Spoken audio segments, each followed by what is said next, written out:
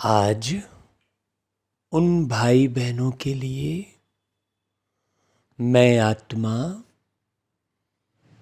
अमृत बेले प्यारे बाबा के संग विशेष अनुभव करके ऐसी शक्तिशाली मुलाकात और ऐसे सावधानी भरी मुलाकात आप लोगों के साथ साझा कर रहा हूँ। मेरे मीठे ब्राह्मण परिवार के मेरे मीठे भाई और बहनों, ये आज उन महावीर बच्चों के लिए बाबा ने अमृत बेले अनुभव कराया है जो वास्तव में सतयुग में पहले सूर्यवंशी घराने में, रॉयल फैमिली में, विश्व महाराजा के परिवार में आने का लक्ष्य रखकर जो पुरुषार्थ कर रहे हैं, ऐसे महावीर मनुष्य आत्माओं को प्यारे बाबा ने विशेष अमृत बेले अनुभव कराकर कुछ समझानी दी है, कुछ दृश्य दिखाए हैं। बाबा ने सावधानी भी दी है। मीठे भाइयों, आप जितना भी गहरा पुरुषार्थ कर रहे हो, अमृत बेले उठते हो, रोज मुरली सुनते हो, मनन चिंतन करते हो, सोशल मीडिया में बाबा के ज्ञान का प्रचार प्रसार करते हो, लेकिन एक बात की सावधानी आपको हमेशा रखनी होगी कि एक बाबा के सिवाय और कोई स्वप्न में भी दूसरा दिखाई न दे। ये सावधानी और मन चित्त हृदय में एक बाबा के सिवाय और कोई याद न आए। आप कहीं भी, चाहे लौकिक परिवार हो चाहे अलौकिक परिवार हो, कहीं भी आप अपना आधार न बनाएं। जीवन का आधार सिर्फ बाबा और बाबा का प्यार और कुछ भी नहीं। बाकी ज्ञान तो बाबा कहते हैं बस केवल एक बार रूट समझ लिया, रूट रास्ता समझ लिया, मैप कहते हैं जिसे, वो एक बार अच्छी रीति समझ लिया, फिर उस रास्ते पर चलना बड़ा आसान हो जाता है। लेकिन रास्ते पर चलना ही सब कुछ नहीं है। उस रास्ते पर चलना कैसे है, ये मुख्य है कि नहीं? आप रास्ते पर तो चल रहे हैं।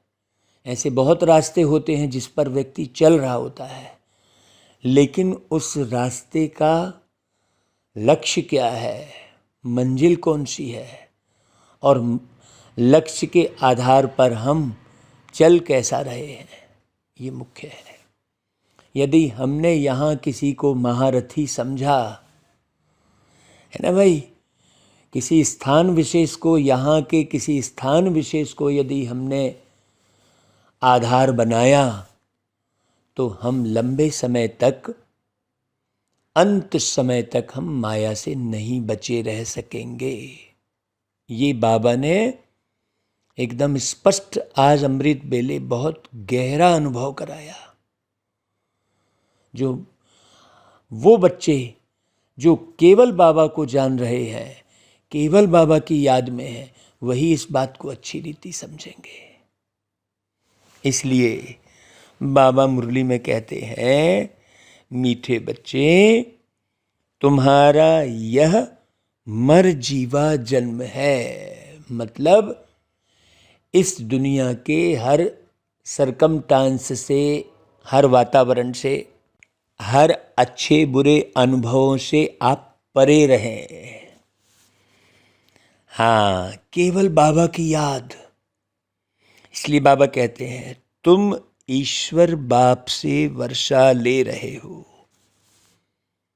तुम्हें बहुत बड़ी लॉटरी मिली है, इसलिए अपार खुशी में रहना है ना भाई। बाबा और उनका वर्षा, ये आप समझो कि बाबा का वर्षा क्या मिल रहा है आपको। और वर्षा किन्हें मिलेगा? बाबा का साथ किन्हें मिलेगा? बाबा सेवा किससे कराएंगे? जो अपने कर्म श्रेष्ठ करेंगे। कर्म में सब आ गया, सोचना, बोलना, देखना, सुनना, है ना भाई, अपनी दिनचर्या को व्यवस्थित करना, खाना पीना, सब आ गया, सब आ गया।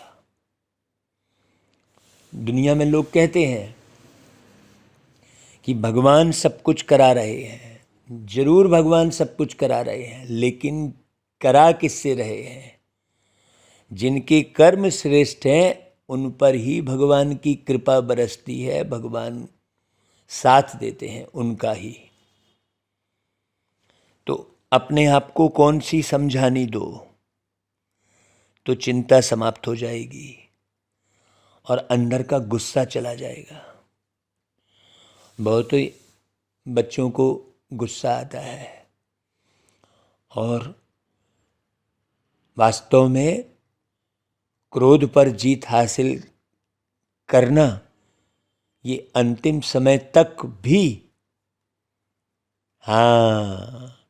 बाकी रह जाता है।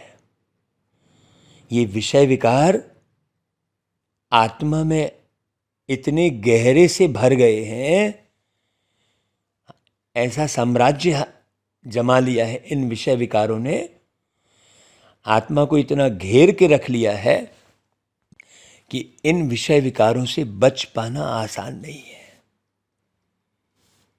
तो कौन सी समझानी देना है कि भाई हम ईश्वर की संतान हैं,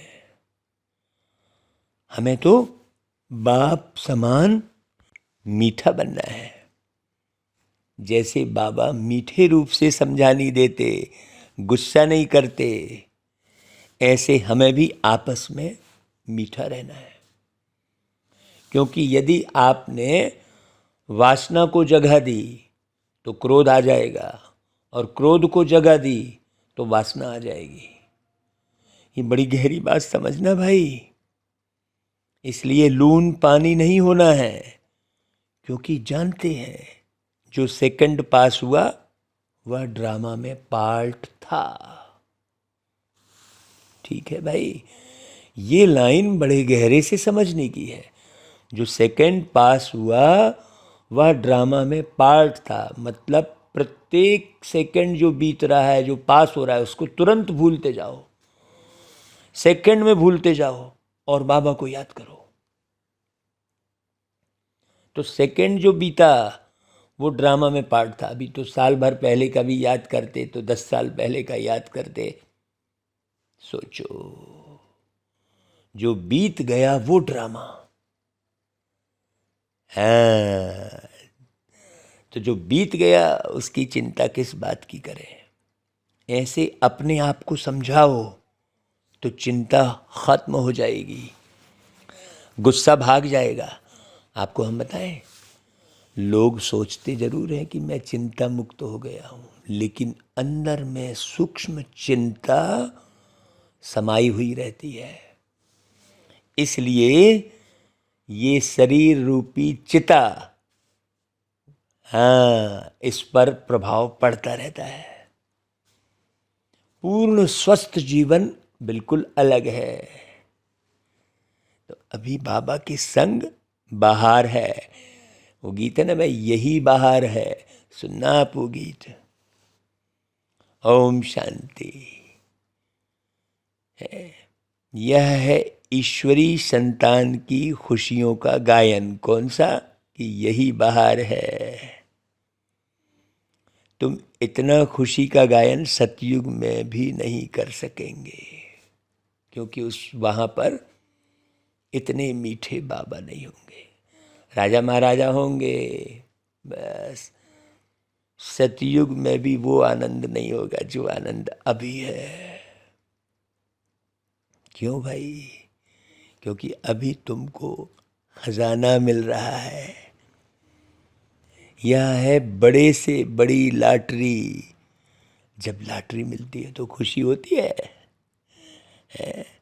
तुम फिर इस लॉटरी से जन्म जन्मांतर स्वर्ग में सुख पाते रहते हो। यह है तुम्हारा मर जीवा जन्म। जो जीते जी मरते नहीं, उनका मर जीवा जन्म नहीं कहेंगे। बाबा के साथ, बाबा की याद, बाबा ने जो बताया वैसे अपने जीवन का निर्माण, उसे कहेंगे बाबा की याद। तो जब तक मरजीवा नहीं बने हैं, तब तक खुशी का पारा नहीं चढ़ सकता। और जब तक मरजीवा नहीं बने, अर्थात बाप को अपना नहीं बनाया है, तब तक पूरा वर्षा भी मिल नहीं सकता। यहाँ जरा भी बुद्धि नहीं लटकी रहे कहीं भी। बस सेवा की, न्यारे हो गए, कर्म किया, न्यारे हो गए। ये पुरुषार्थ करना। जो ईश्वर बाप के बनते हैं, जो बाप को याद करते हैं, उनको बाप भी याद करते हैं। तो तुम हो ईश्वरी संतान। तुम्हें नशा है कि हम ईश्वर बाप से वर्षा अथवा वर अथवा वरदान ले रहे हैं, जिसके लिए भक्त लोग भक्ति मार्ग में धक्का खाते रहते हैं। कितना तो देखो, अमृत बेले से लेकर रात को सोते तक बाबा साकार में भी अनुभव कराते हैं, स्वप्न में भी अनुभव कराते हैं कि तुम कहाँ हो। यदि आपने स्वप्न पर भी ध्यान दिया तो पता लगेगा कि तुम कहाँ हो, अभी किस पोजीशन में खड़े हो। अपने मुंह मियाँ मिट्ठू बहुत लोग बन जाते हैं, बिल्कुल नहीं बनना चाहिए भाई। बाबा के बच्चे बने रहो, बाबा को याद करते रहो तो सेफ रहेंगे, नहीं तो माया का साम्राज्य कण कण में है। तो बाप से मिलने के लिए भक्त लोग अनेक उपाय करते हैं। कितने वेद शास्त्र मैगजीन आदि अथाह पढ़ते रहते हैं, परंतु दुनिया तो दिन प्रतिदिन दुखी ही होती जाती है। भाई, इस दुनिया को और दुनिया वालों को तमो प्रधान तो होना ही है। यह बबुल ट्री है ना भाई, कांटों का झाड़ है। फिर बबूलनाथ फिर आकर कांटों से फूल बनाते हैं। शिव बाबा को बबूलनाथ कहते हैं। और अभी कांटे ना जो है, ऐसे छोटे छोटे कांटे नहीं है, अभी बड़े बड़े कांटे हो गए हैं, बड़े जोर से लगते हैं। उसको अनेक प्रकार के नाम दिए हुए हैं। अब गौर करना, कांटों को कितने प्रकार का नाम दिया गया है। तमो प्रधान, अंधियारा, अज्ञानता, विषय विकार, रावण, कंस, कितने राक्षसों के नाम दिए, अकासुर, बकासुर, ऐसे कितने हैं, सोचो। भ्रष्टाचार, अत्याचार, व्यभिचार, ऐसे कितने नाम दिए हैं उन कांटों के। बड़े जोर से लगते हैं। झूठ, चिंता, दुख, अशांति, ये सब क्या है? सतयुग में ये सब होता ही नहीं। जहाँ सत्य है वहाँ कोई कांटे नहीं है, और जहाँ झूठ का भान है, आवरण है, इसलिए सावधान रहना भैया। आवरण ओढ़ा हुआ और ज़्यादा खतरनाक है। बहुत अच्छे से सावधान रहना, ऐसे झांसे में नहीं आना भाई, बाबा बहुत सावधानी दे रहे हैं। तो बाबा समझाते हैं यह है कांटों की दुनिया, यहाँ एक दो को दुख देते ही रहते हैं। घर में बच्चे भी ऐसे कपूत निकल पड़ते हैं जो बात मत पूछो, माँ बाप को बहुत दुखी करते हैं। भाई सभी कोई एक समान भी नहीं होते। सबसे जास्ती दुख देने वाला कौन है? मनुष्य यह नहीं जानते। बाप कहते हैं इन गुरुओं ने परमात्मा की महिमा गुम कर दी है। अभी सोचो बहुत अच्छे से, हम तो उनकी महिमा बहुत करते हैं। हम परम पूज्य परम पिता परमात्मा हैं ऐसा कह देते हैं, जबकि परम पूज्य परम पिता परमात्मा तो केवल शिव बाबा हैं। शिव का चित्र भी बहुत अच्छा है, परंतु बहुत लोग ऐसे हैं जो मानेंगे नहीं कि शिव कोई ऐसा ज्योतिर्बिंदु है, क्योंकि वह तो आत्मा सो परमात्मा कह देते हैं। आत्मा अति सूक्ष्म है जो भ्रुकुटी के बीच में बैठी है, फिर परमात्मा कैसे इतने बड़े आकार वाले हो सकते हैं? सोचो। बहुत विद्वान आचार्य लोग हैं, बीके पर हंसी उड़ाते हैं कि परमात्मा का ऐसा रूप तो हो ही नहीं सकता है। वो लोग समझते हैं वह तो अखंड ज्योतिर्मय तत्व हजारों सूर्यों से भी तेजोमय है। वास्तव में यह रॉन्ग है भाई। सूर्य अलग बात हो गई और ज्ञान समझने समझाने वाले परमात्मा बिल्कुल अलग बात हो गई। सोचो, इनकी राइट महिमा तो बाबा खुद ही बताते हैं। वह मनुष्य सृष्टि के बीज रूप है। यह सृष्टि एक उल्टा झाड़ है। सतयुग त्रेता में उनको कोई याद नहीं करते। क्यों याद नहीं करते? क्योंकि अपार सुख में रहते हैं। मनुष्य को जब दुख होता है तब उनको याद करते हैं, हे भगवान, हे परम पिता, हे परमात्मा, रहम करो। सतयुग त्रेता में कोई रहम मांगने वाला होता ही नहीं। तो वह है बाप रचयिता की नई रचना। कौन सी? सतयुग। तो इस बाप की महिमा तो अपरंपार है ना भाई। शिव बाबा की महिमा, ज्ञान के सागर पतित पावन है। ज्ञान के सागर हैं तो जरूर ज्ञान दिया होगा ना भाई। वह सत्य चित्त आनंद स्वरूप है, चैतन्य है। सोचो, अचेतन थोड़ी है, बाकी सब तो वस्तुएं अचेतन है ना भाई। ज्ञान तो चैतन्य आत्मा ही धारण करती है। चैतन्य आत्मा है ना। हाँ, ज्ञान धारण करने की बात है। सृष्टि का चक्र कैसे फिरता है, कैसे प्यारे बाबा धरती पर आते हैं, ये समझने की बात। ये कोई कीड़े मकोड़ों की आत्मा थोड़ी समझेगी। जो आत्मा कीड़े मकोड़े के रूप में जीवन जी रही है, वो वास्तव में उसके अंदर वो चेतना थोड़ी है, जीवन है। देखो, जीवन अलग चीज हो गई और चेतना अलग चीज हो गई है। जागृत रहना अलग बात हो गई। जीवन तो सभी जी रहे हैं, बहुत सारे मनुष्य जीवन जी रहे हैं, बहुत सारे प्राणी जीवन जी रहे हैं, लेकिन जागृति एक अलग बात हो गई ना। हाँ, समझो हम शरीर छोड़ जाते हैं तो आत्मा में ज्ञान के संस्कार तो है ही है ना भाई। बच्चा बनेंगे तो भी वह संस्कार रहेंगे। बस इतना ही रहेगा कि आर्गन्स छोटे हैं तो बोल नहीं सकते, फिर आर्गन्स बड़े होते हैं तो फिर याद कराया जाता है, तो स्मृति में आ जाता है। छोटे बच्चे भी शास्त्र आदि कंठ कर लेते हैं।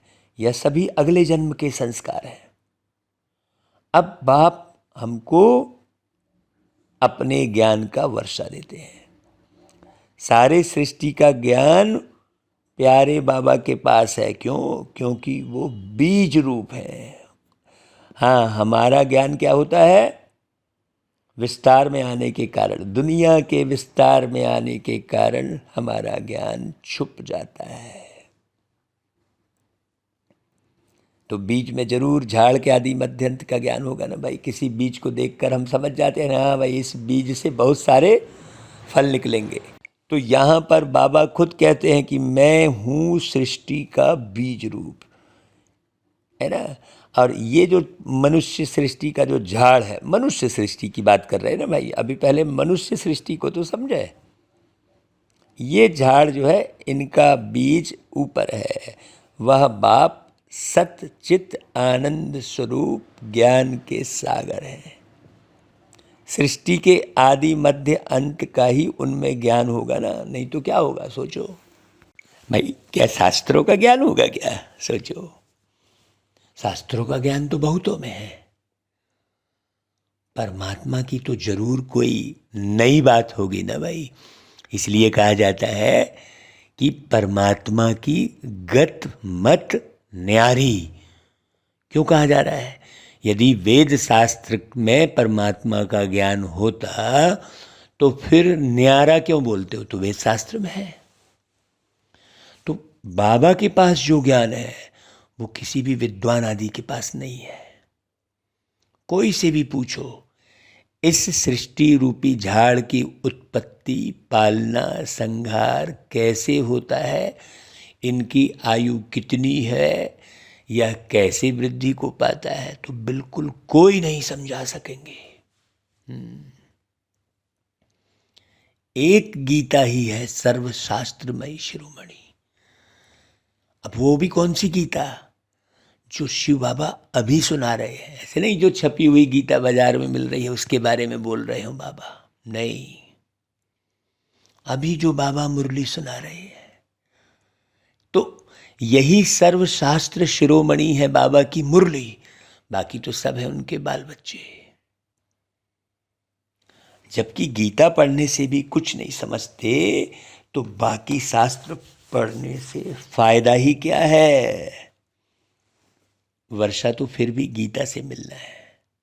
तो अब बाबा सारे ड्रामा का राज समझाते हैं। बाबा क्या करते हैं? पत्थर बुद्धि से पारस बुद्धि बनाए, पारसनाथ बनाते हैं। अब तो सब पत्थर बुद्धि है, पत्थरनाथ है पत्थरनाथ, परंतु वह अपने को बड़े बड़े टाइटल्स देकर अपने को पारस बुद्धि समझ बैठे हैं। यही बड़ी मुश्किल बात है। हाँ, जैसे रावण को दिखाया है कि अपने को बहुत बुद्धिमान समझता था नहीं। और लोग अभी भी रावण को बहुत बुद्धिमान समझते, बोले बहुत बुद्धिमान था। उल्टी बुद्धि वाले को बुद्धिमान थोड़ी कहेंगे। बाप समझाते हैं कि मेरी महिमा सबसे न्यारी है।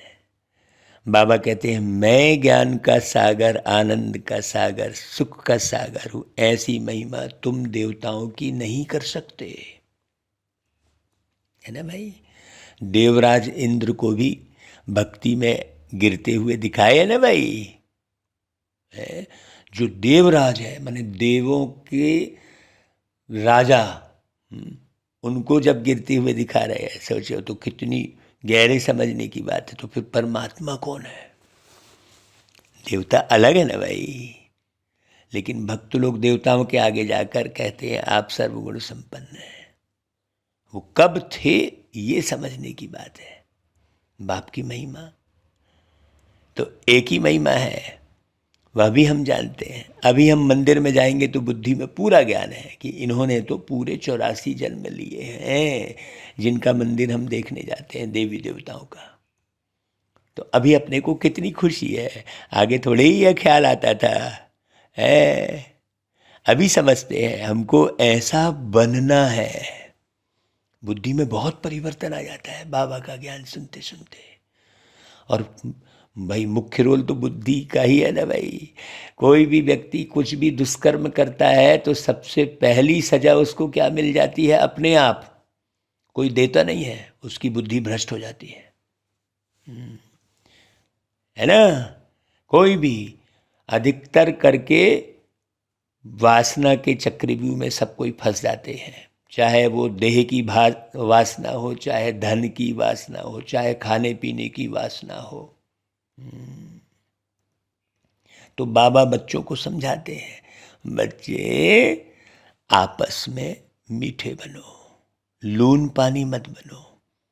भाई बाबा कभी किससे गुस्सा करते हैं क्या? बड़े मीठे रूप से समझानी देते हैं। देखो 1 सेकंड पास हुआ, कहेंगे ये अभी ड्रामा में पार्ट था, हो गया, इसकी चिंता क्या करनी है। ऐसे ऐसे अपने को समझाना है तो कहीं दुखी नहीं होंगे, हताश नहीं होंगे, है ना भाई। हाँ, भाई समझो ना, तुम ईश्वरी संतान कम थोड़े ही हो। या तो समझ सकते हो ना भाई कि ईश्वरी संतान जरूर ईश्वर के पास ही रहते होंगे। तो ईश्वर निराकार है तो उसकी संतान भी कैसी स्थिति में रहेगी भाई? निराकार, है ना भाई। वही संतान यहाँ चोला लेकर पाट बजाती है। स्वर्ग में मनुष्य हैं, देवी देवता, धर्म के देवी देवता, वास्तव में एक धर्म है तो मनुष्य सभी।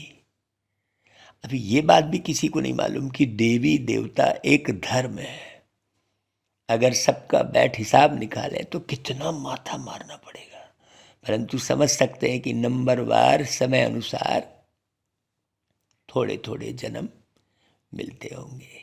आगे तो समझते थे मनुष्य कुत्ता बिल्ली बनते हैं, अभी तो बुद्धि में रात दिन का फर्क आ गया है। यह सब है धारणा करने की बातें।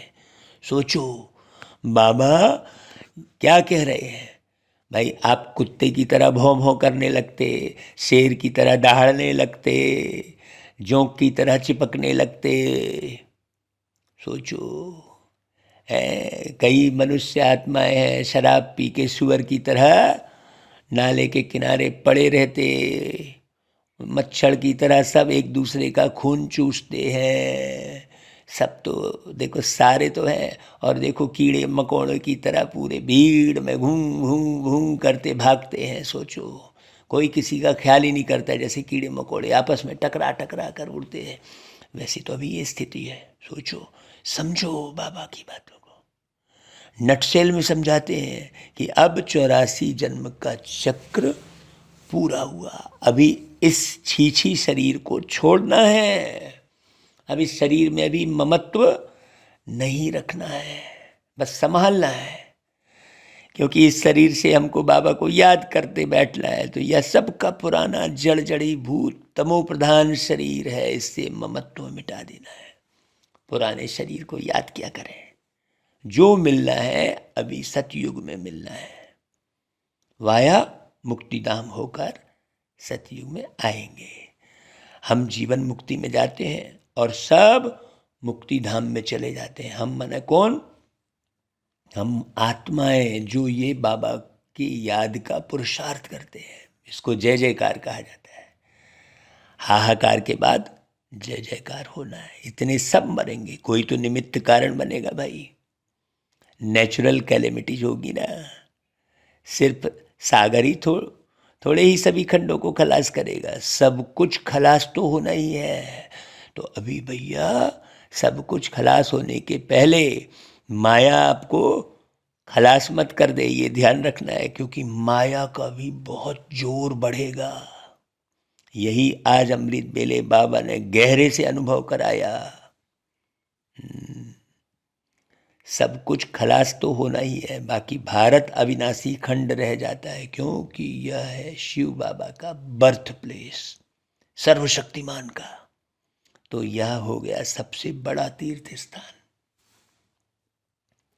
बाबा सबकी सदगति करते हैं, यह कोई मनुष्य नहीं जानते कैसे करते हैं सदगति। ये पढ़ाई बहुत ऊंची है, इसे साधारण नहीं समझना भाई। उन्हों को ना जानना ही ड्रामा में नून है। तब तो बाबा कहते हैं कि हे बच्चे, तुम कुछ नहीं जानते थे, मैं ही तुमको रचता और रचना अथवा मनुष्य सृष्टि के आदि मध्य अंत का सारा भेद समझाता हूँ, जिसको ऋषि मुनि भी बेअंत बेअंत कह कर गए हैं। या थोड़ी समझते हैं कि सारी दुनिया के 5 विकार बड़े भारी दुश्मन हैं। जिस रावण को भारतवासी वर्ष वर्ष जलाते ही आते हैं, उसको जानते कोई नहीं, क्योंकि वह ना जिस्मानी है ना रूहानी है। सोचो बाबा कितनी गहरी बात कर रहे हैं। रावण ना तो जिस्मानी है ना रूहानी है। विकारों का तो कोई रूप ही नहीं है ना भाई, विकार भी निराकार है। मनुष्य एक्ट में आता है तब पता पड़ता है कि इनमें काम का क्रोध का भूत आया है। इस विकार की स्टेज में भी उत्तम मध्यम कनिष्ठ होते हैं, किसी में सूक्ष्म में विकार थोड़े से भरे रहते हैं। कोई में काम का नशा एकदम तमो प्रधान हो जाता है, और कोई को रजो नशा, कोई को सतो नशा रहता है थोड़ा सा। कोई तो बाल ब्रह्मचारी भी रहते हैं, समझते हैं यह भी एक झंझट है संभालना। सबसे अच्छा उनको कहेंगे। सन्यासियों में भी बाल ब्रह्मचारी अच्छे गिने जाते हैं, है कि नहीं भाई? गवर्नमेंट के लिए भी अच्छा है, बच्चों की वृद्धि नहीं होगी, पवित्रता की ताकत मिलती है। यह हुई गुप्त बात, है ना भाई? गुप्त बात है ना ये। गुप्त ताकत कौन सी है? पवित्रता। सन्यासी भी पवित्र रहते हैं, छोटे बच्चे भी पवित्र रहते हैं, वानप्रस्थी भी पवित्र रहते हैं। तो पवित्रता का बल मिलता ही आता है, इसी कारण सृष्टि चल रही होती है। उन्हों का भी कायदा चला आता है कि बच्चे को इतनी आयु तक पवित्र रहना है, तो वह भी बल मिलता है, उस आत्मा का मिलता है ना भाई। तो तुम हो सतो प्रधान पवित्र, माने बाबा सत्यम शिवम सुंदरम की याद में रहने वाला सर्वोच्च पवित्र कहलाएगा ना भाई। बाकी तो समय के हिसाब से पवित्र है ना भाई, वातावरण के हिसाब से पवित्र है, लेकिन हम बाबा की याद से पवित्र बनते हैं। बहुत गहरी बात है, बहुत अंतर है। तो तुम हो सतो प्रधान पवित्र, ये जो बाबा कह रहे हैं सतो प्रधान। और सत्य कौन है? परमात्मा, सत्यम शिवम सुंदरम। तो प्यारे बाबा की याद में जो पवित्र हम बनते हैं वो मुख्य पवित्रता है।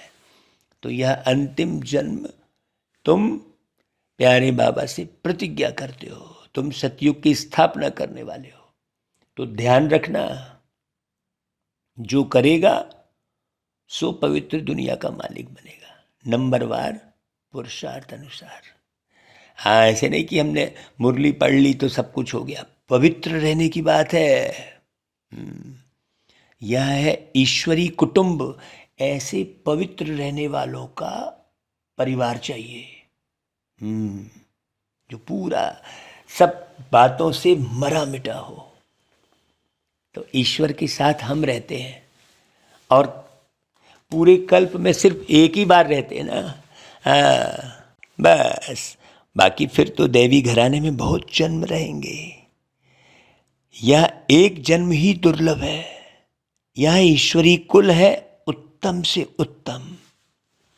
ब्राह्मण कुल सबसे ऊंची चोटी है, इसलिए ब्राह्मणों को वो वाली चोटी दिखा देते हैं, बाल की। नीचते नीच कुल से हम ऊंच ब्राह्मण कुल के हो गए। शिव बाबा जब ब्रह्मा को रचे तब तो ब्राह्मण रचे भाई। ये प्रैक्टिकल बात है ना भाई, हर चीज प्रैक्टिकल में दिखनी चाहिए ना। कोई ऐसे थोड़ी फंतासी कुछ भी अनुभव किए जा रहे हैं। तो कितनी खुशी रहती है जो बाबा की सर्विस में रहते हैं। हम ईश्वर की औलाद बने हैं और ईश्वर की श्रीमत पर चलते हैं, तो अपनी चलन से उनका नाम बाला करते हैं। बाबा कहते हैं वह तो है आसुरी गुणों वाले, और तुम दैवी गुणों वाले बन रहे हो, है ना भाई? बने नहीं हो। इसलिए बहुत सावधानी, निर्माण के समय बहुत सावधानी रखनी पड़ती है। जब तुम संपूर्ण बन जाएंगे तो तुम्हारी चलन बहुत अच्छी हो जाएगी। बाबा कहेंगे हाँ, यह है दैवी गुणों वाले, नंबरवार पुरुषार्थ अनुसार। आसुरी गुण वाले भी नंबरवार हैं। हाँ, किसी में थोड़े आसुरी गुण नहीं कहेंगे, अवगुण कहेंगे। बाल ब्रह्मचारी भी है, सन्यासी पवित्र रहते हैं, सो तो बहुत अच्छा है। बाकी वह किसकी सदगति तो कर नहीं सकते ना भाई, ज्ञान तो नहीं है ना। अगर कोई गुरु लोग सदगति करने वाले होते तो साथ ले जाते ना, परंतु खुद ही छोड़कर चले जाते हैं। भाई यहाँ तो बाबा पूरे समय साथ रहते हैं, क्योंकि वो पूरे समय अशरीरी है ही, है ना। और वो गुरु जो है शरीर छोड़ा और गया। सोचो, यहाँ यह बाप कहते हैं मैं तुमको साथ ले जाऊंगा। बिल्कुल प्रैक्टिकल बात है ना। यहाँ मैं आया ही हूँ तुमको साथ ले जाने के लिए। वह तो ले नहीं जाते ना भाई, खुद ही गृहस्थियों के पास जन्म लेते रहते हैं। बाबा तो कहीं जन्म नहीं लेते ना। तो बाबा को अच्छी रीति समझना और समझाना है ना भाई। फिर क्या होता है, जन्म लेते हैं, फिर संस्कारों के कारण फिर सन्यासियों के झुंड में चले जाते हैं। फिर वो माँ बाप कहते रहे मेरा बेटा सन्यासी बन गया। सोचो, नाम रूप तो हर जन्म में बदलता रहता है, तो कोई पहचान तो रहती नहीं है। यहाँ तो बाबा का नाम रूप थोड़ी बदलता है, एक ही नाम है, एक ही रूप है बाबा का। यह भी तुम बच्चे जानते हो कि सतयुग में यहाँ के पुरुषार्थ अनुसार ही पद होगा। वहाँ यह मालूम नहीं होगा कि हमने यह पद कैसे पाया, यह तो अभी पता है। जिसने जैसे कल्प पहले पुरुषार्थ किया था वैसा ही अब करेंगे। तो बच्चों को साक्षात्कार भी कराया हुआ है। अभी बहुत अच्छी रीति अमृत बेले आप अपनी जांच कर सकते हैं। आप बाबा के पास पूरी डीप बुद्धि ले जाएंगे, तब आपको समझ में आएगा कि आप कहाँ खड़े हैं, आपकी कौन सी अवस्था है। भाई बाबा ने साक्षात्कार कराया कि वहाँ शादी आदि कैसे होती है, बड़े बड़े मैदान बगीचे आदि होंगे। अब तो भारत में ही करोड़ों की आबादी है, वहाँ तो कुछ लाख ही रहते हैं ना। वहाँ थोड़ी ही इतनी मंजिलों वाले मकान होंगे, बताओ। यह तो अभी है। क्यों? क्योंकि जगह नहीं है, ढेर मनुष्य हो गए हैं। वहाँ इतनी सर्दी भी नहीं होगी, वहाँ दुख की निशानी भी नहीं है, न बहुत गर्मी होती जो पहाड़ों पर जाना पड़े। अभी तो गर्मी होती है तो लोग ठंडे स्थान पर भागते हैं। भाई नाम ही है स्वर्ग। इस समय मनुष्य कांटों के जंगल में पड़े हैं। जितना सुख की चाहना करते उतना दुख बढ़ता ही जाता है। अब बहुत दुख होगा आगे, तो और लड़ाई होगी तो खून की नदियां बहेंगी। बहुत अच्छे से समझना। अच्छा, यह मुरली सब बच्चों के आगे सुनाई। भाई देखो, सन्मुख सुनना नंबर 1, टेप से सुनना नंबर 2, मुरली से पढ़ना नंबर 3। बहुत अच्छी रीति समझना। तो सतो प्रधान, सतो और रजो, तमो तो कहेंगे नहीं। भाई टेप में तो हूबहू आती है मुरली। ये जो अभी सुना रहे हैं तो आप यूट्यूब पर हूबहू सुन लेंगे। ये कितनी अच्छी व्यवस्था की है प्यारे बाबा ने। अच्छा भाई, बाप दादा और मीठी माँ का सिकी लधे बच्चों को याद प्यार और गुड मॉर्निंग। रूहानी बाप की रूहानी बच्चों को नमस्ते, और हम रूहानी बच्चों की रूहानी माता पिता बाप दादा को याद प्यार गुड मॉर्निंग और नमस्ते। अभी धारणा के लिए सार, अपनी चलन व दैवी गुणों से बाप का नाम बाला करना है। आसुरी अवगुण निकाल देने हैं। मैंने बहुत गहरे से अपनी जांच करनी है भाई, बहुत गहरे से अपनी जांच करके अपने को तैयार करना ही योग है। दूसरी पॉइंट, इस पुराने जड़जड़ी भूत शरीर में ममत्व नहीं रखना है। ये हो गया वो हो गया, नहीं, न्यारे रहना है। नए सतयुगी शरीर को याद करो भले, पवित्रता की गुप्त मदद करनी है। हाँ बिल्कुल, अपनी सोच पवित्र, अपनी दृष्टि पवित्र, अपना सुनना पवित्र, अपना खाना पवित्र, सब में पवित्रता। है कि नहीं भाई? लेन देन पवित्र, बात व्यवहार पवित्र, कहीं भी स्वार्थ ना हो, कहीं भी मोह की झलक ना हो, मेरा मेरा ना हो, सब में समदृष्टि की बात है। बहुत गहरी बात है पवित्रता मतलब। हाँ, पवित्रता मतलब केवल ब्रह्मचर्य नहीं, बहुत गहरी बात है पवित्रता की। अच्छा भाई, वरदान। रूहानियत की शक्ति द्वारा दूर रहने वाली आत्माओं को समीपता का अनुभव कराने वाले मास्टर सर्वशक्तिमान भाव। देखो, जैसे साइंस के साधनों द्वारा दूर की हर वस्तु समीप अनुभव होती है, ऐसे दिव्य बुद्धि द्वारा दूर की वस्तु समीप अनुभव कर सकते हो। जैसे साथ रहने वाली आत्माओं को स्पष्ट देखते, बोलते, सहयोग देते और लेते हो, है ना? ऐसे रूहानियत की शक्ति द्वारा दूर रहने वाली आत्माओं को समीपता का अनुभव करा सकते हो।